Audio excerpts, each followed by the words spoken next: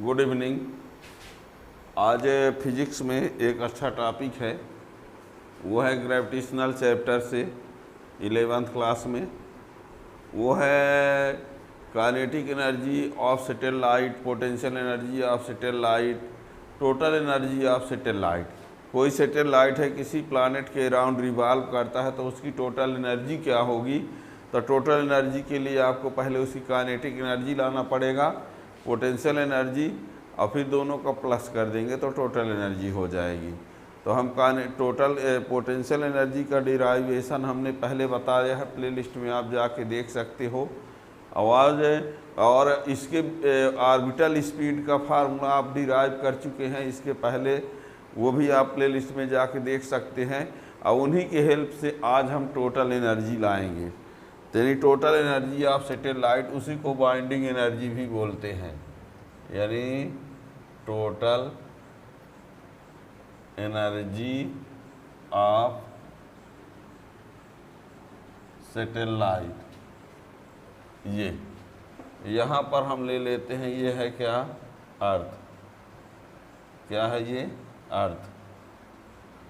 और कोई प्लैनेट जो है यहाँ से रिवॉल्व कर रहा है, सॉरी सैटेलाइट, ये कोई सैटेलाइट जो है वो रिवॉल्व कर रहा है, उसका मास m है, और यहाँ से इसकी रेडियस जो है वो क्या है, r है।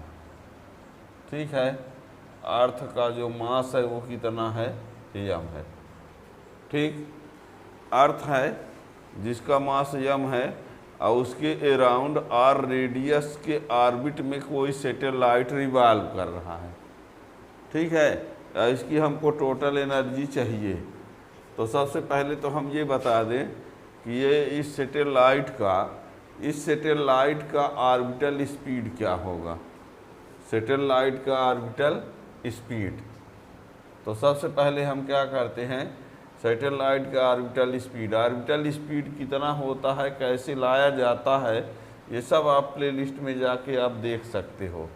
तो सबसे पहले हम क्या करेंगे, इसका ऑर्बिटल स्पीड लाएंगे। ऑर्बिटल स्पीड का फार्मूला हम जान चुके हैं, ये होता है, जब ऑर्बिटल स्पीड आपको पता रहेगा तो काइनेटिक एनर्जी कैसे लाएंगे, हाफ m वेलोसिटी स्क्वायर होता है। तो हाफ m वेलोसिटी की जगह पर क्या लिख दिया जाएगा, ऑर्बिटल स्पीड को लिख दिया जाएगा। ठीक है ना। यहाँ पर देखिएगा, m mass of satellite, r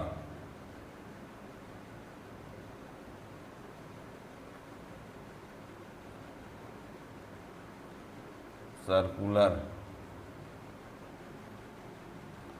orbit,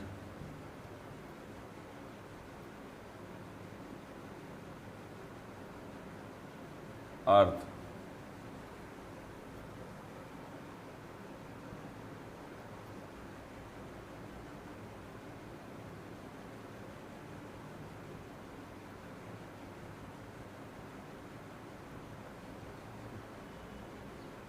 satellite where VO equal to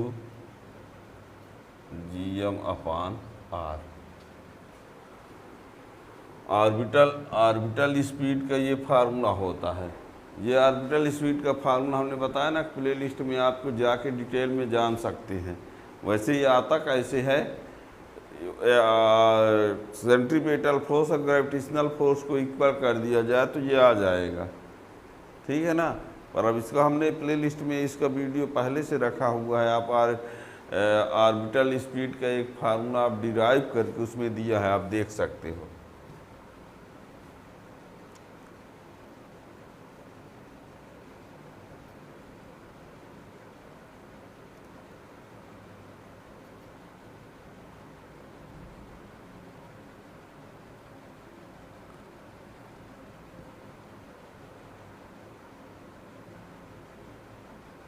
ये रहा,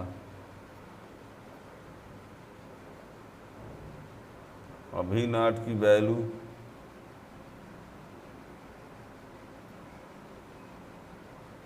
ये रहा, तो k equal to half M G M upon R, तो K equal to G capital M small M upon are.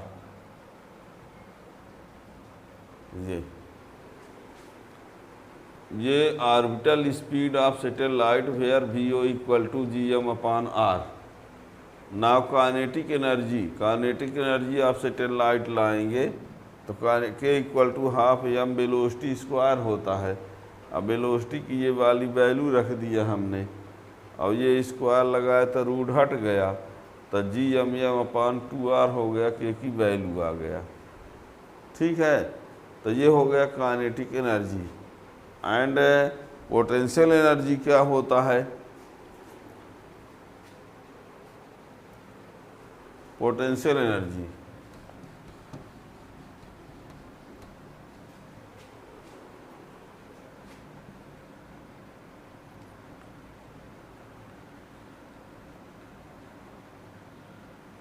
Gravitational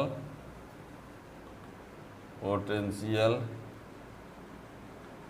energy U equal to minus G capital M small M upon are. ये भी prove किया हुआ है, ये भी playlist में डाला हुआ है। ग्रेविटेशनल पोटेंशियल एनर्जी का ये फार्मूला। अब ये रहा काइनेटिक एनर्जी और ये रहा potential energy. So total energy of selected light equal to K plus U. अब दोनों वैल्यू को रख देते हैं, तो के की वैल्यू कितना है? G capital M small M upon 2r minus इसकी value G M M upon r. अब इसमें क्या करेंगे? G M M upon r को कॉमन ले लेते हैं, तो 1/2 माइनस 1, तो ये हो जाएगा G capital M small M upon R minus 1/2 minus G M M upon 2r। ये टोटल एनर्जी है। अब इसमें ये बता दें, जैसे जैसे r को बढ़ाया जाएगा तो E का मान भी क्या होगा? टोटल एनर्जी बढ़ती जाएगी। r बढ़ाएंगे तो ये बढ़ेगा क्योंकि माइनस में लगा है। ठीक है ना? r को as r increases E increases. जब r को इंक्रीज करेंगे तो ये इंक्रीज होगा। बात को समझना।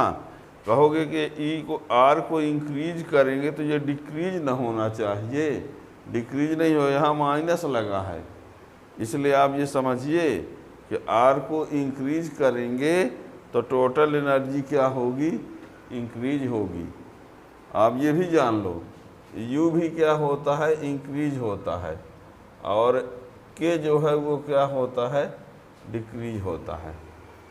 यदि R को, सुन लो, R को इंक्रीज करेंगे, ये ऐसे बढ़ाते जाएंगे तो E बढ़ेगा, U भी बढ़ेगा, लेकिन K क्या होगा? घटेगा, काइनेटिक एनर्जी। ठीक है ना? अब ध्यान देना, मैथ के रूल से आपको ये लगता होगा कि R बढ़ाएंगे तो ये घटना चाहिए, लेकिन ये माइनस लगा, इस वजह से ये होता है। ठीक है ना? तो ये टोटल एनर्जी का फार्मूला हो गया। अब ये आपको बता दें, ये टोटल एनर्जी है। इस टोटल एनर्जी को आप बाइंडिंग एनर्जी भी बोल सकते हैं। क्या बोल सकते हैं? Binding energy. अब इसको सुनिए, इसकी टोटल एनर्जी कितनी आ गई? Minus G M M upon 2r। यदि इस सैटेलाइट को इतनी एनर्जी दे दी जाए, इस सैटेलाइट को इतनी एनर्जी कहीं से दे दी जाए तो ये सैटेलाइट जो है अपने ऑर्बिट से स्केप कर जाएगा, ऑर्बिट को छोड़ के चला जाएगा। और ये बता दें, किसी भी सैटेलाइट को अपने ऑर्बिट से हटने के लिए, ऑर्बिट से हट जाने के लिए जितनी एनर्जी की ज़रूरत पड़ेगी उस एनर्जी को बाइंडिंग एनर्जी कहते हैं। और वो बाइंडिंग एनर्जी किसके बराबर होती है? टोटल एनर्जी के बराबर। इसकी टोटल एनर्जी इतनी है, लेकिन ये किस में है? माइनस में। यदि प्लस में इतनी एनर्जी दे दी जाए तो ये एनर्जी टोटल क्या हो जाएगी? जीरो हो जाएगी। और जब जीरो हो जाएगी तो सैटेलाइट जो है, जो रिवॉल्व करता है, वो रिवॉल्व ना करके वहाँ से क्या हो जाएगा? हट जाएगा। ठीक है ना? तो यानी यदि आप लोग से ये कहा जाए, यानी आप सीधे सीधे ये समझ लीजिए कि बाइंडिंग एनर्जी और टोटल एनर्जी दोनों इक्वल होती है। टोटल एनर्जी और बाइंडिंग एनर्जी क्या होती है? दोनों इक्वल। यानी आपसे ये बता दें, बाइंडिंग एनर्जी लाना हो तो काइनेटिक एनर्जी और पोटेंशियल एनर्जी दोनों का प्लस कर देंगे तो जो टोटल एनर्जी आएगी वो बाइंडिंग एनर्जी के बराबर होगी। ये रहता है कि टोटल एनर्जी माइनस में है और उतने एनर्जी जब प्लस में इसको दी जाएगी तो जीरो हो जाएगी, तो वो सैटेलाइट जो है अपनी ऑर्बिट को छोड़ देगा। ठीक है ना? तो ये रहा। तो आप इसमें क्या आप देख लिए, kinetic energy of satellite, potential energy of satellite, total energy of satellite. और वो टोटल एनर्जी ही क्या है? बाइंडिंग एनर्जी है, और वो प्लस में रहेगी, ये क्या है? माइनस में है। और इसमें हमने बता दिया जैसे जैसे आर को इंक्रीज करेंगे टोटल एनर्जी इंक्रीज होगी और पोटेंशियल एनर्जी भी इंक्रीज होगी, लेकिन काइनेटिक एनर्जी क्या होगी? डिक्रीज होगी। ये भी याद रखना इस बात को। ठीक है ना? और भी क्वेश्चन के लिए आप चैनल को सब्सक्राइब किए रहेंगे तो नए टॉपिक का वीडियो जब भी बनेगा तो उसका नोटिफिकेशन मिलता रहेगा। Thank you.